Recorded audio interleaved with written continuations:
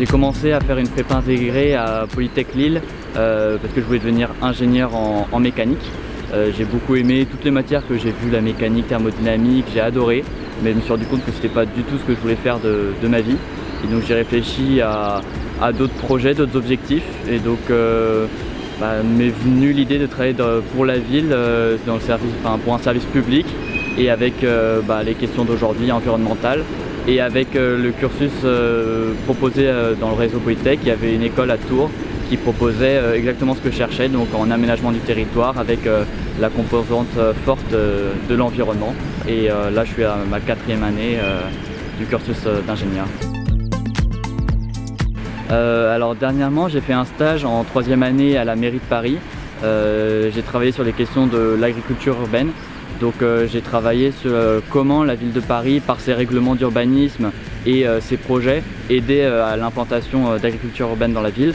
Donc j'ai vu tout ce qui était changement du PLU, les projets des pariculteurs qui offraient des terrains, c'était un appel à projet pour offrir des terrains pour de l'agriculture urbaine en ville. Donc j'ai pu voir que Paris faisait beaucoup pour lancer ces démarches pour l'agriculture urbaine. Et dernièrement, dans ma 4e année, là j'ai fait un stage de 3 mois avec 3 collègues à l'île d'Oléron pour travailler sur le plan climat-énergie territorial de la communauté de communes de l'île d'Oléron. Donc c'est un plan dont le but est de, sur 6 ans, atténuer le changement climatique et s'y adapter. Et donc on a travaillé à la rédaction du plan d'action. Donc on a détaillé 50 actions que pourrait suivre la communauté de communes et ses élus pour répondre à ces questions environnementales. Donc c'est des questions sur la mobilité, le traitement des déchets, l'énergie, la rénovation thermique, l'agriculture. Donc c'était un plan qui touchait à énormément de secteurs. Et donc c'est une proposition qu'on a faite aux élus et qui vont en début d'année normalement choisir les actions qu'ils voudront proposer dans ce plan. J'ai pu avoir la chance de partir avec une amie un mois au Kenya dans une école pour aider dans l'enseignement, et on a développé surtout un jardin pour l'école, donc un terrain qui était complètement en friche, qu'on a défriché et qu'on a préparé pour la plantation, pour vendre, pour que l'école puisse se faire des sous et pour alimenter aussi de temps en temps les étudiants de cette école. Le jardin se développe, ils ont acheté les terres juste à côté pour avoir un plus grand jardin. Mais avec le confinement c'est compliqué parce que les écoles sont fermées. Au Kenya la rentrée a été décalée jusqu'à janvier prochain je crois. Et donc il n'y a plus aucun élève et donc je ne sais pas comment on va finir ce jardin après tant de temps de confinement pour les Kenyans. J'ai eu la chance d'aller au Japon en ma première année de prépa intégrée à Lille. J'y suis allé 3 semaines, un mois, travailler dans une ferme biologique au Japon où j'ai rencontré beaucoup de monde et donc j'ai travaillé un mois. C'était tout au nord du Japon et donc j'ai pu voir le développement de l'agriculture biologique.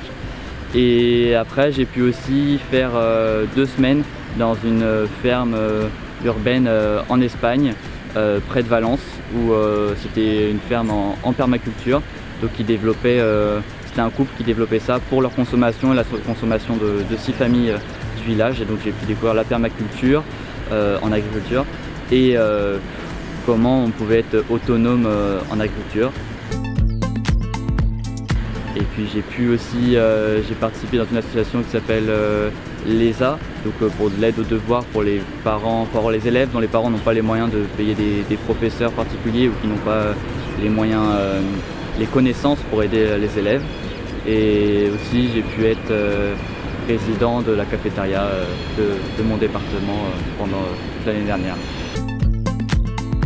On a eu la chance pour les 50 ans de notre département. Il y a Nicolas Hulot qui est venu faire une conférence et j'ai eu la chance avec un autre collègue de pouvoir l'interviewer après pour parler des questions de quel rôle de l'ingénieur pour le 21e siècle et comment doit-il intégrer le développement durable et dans tous les types d'ingénierie possibles.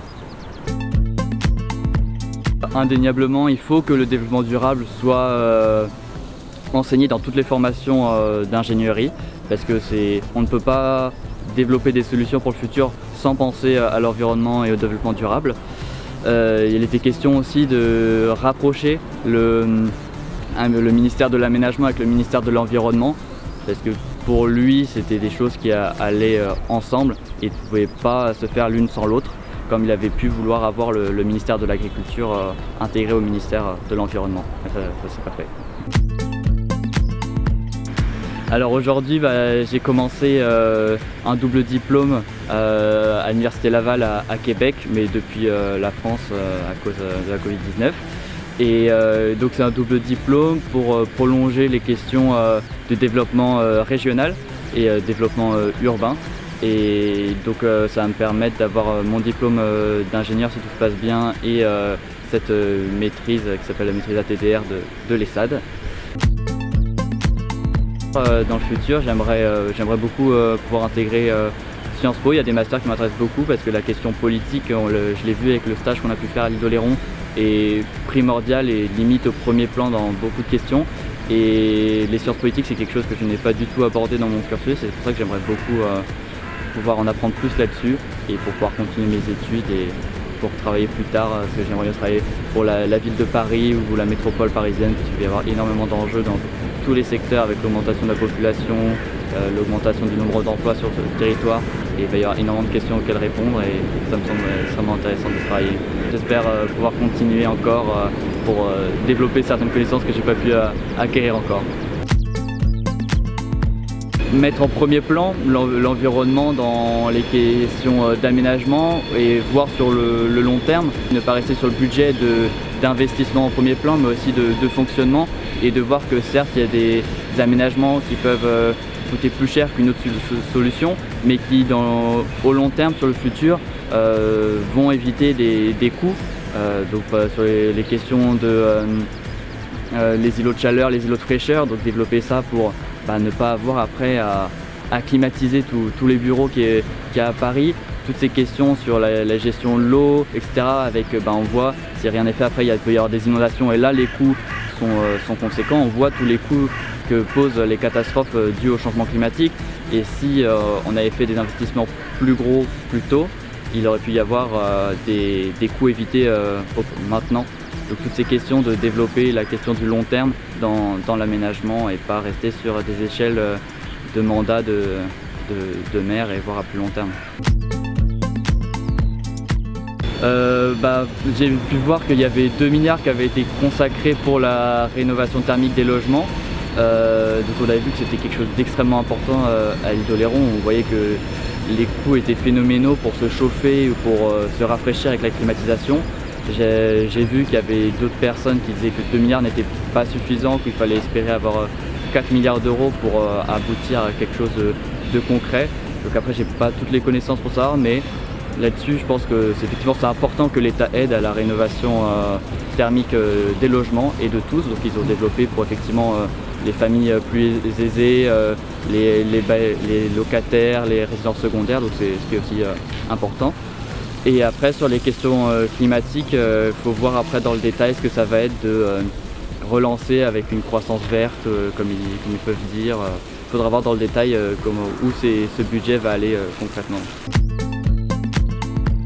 Avec le réseau de Polytech, il est assez conséquent, donc on a de la chance d'avoir des groupes Facebook pour échanger les offres d'emploi, les conseils.